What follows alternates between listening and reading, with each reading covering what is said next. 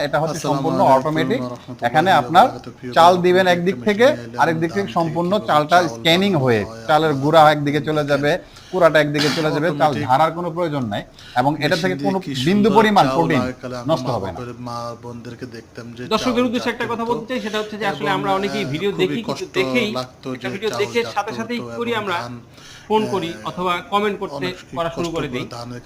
আসলে আমরা কিন্তু ভিডিওতে বিস্তারিত এত কথা এজন্যই বলি যেন আপনার কোনো প্রশ্ন না থাকে। যদি আপনি এই ভিডিওটা পুরোপুরি দেখেন তাহলে আপনার সিদ্ধান্তে চলে আসতে পারবেন যে আপনার এই মেশিনটা প্রয়োজন কিনা। সেজন্য বলতে চাই যে আসলে ভিডিওটা পুরোটা যদি আপনারা দেখেন এবং ভালো করে শুনেন, সেক্ষেত্রে কিন্তু এটার বিস্তারিত যেই মেশিনটাই হোক না কেন সেটার বিস্তারিত আপনারা ভিডিওর মাধ্যমেই পেয়ে যান।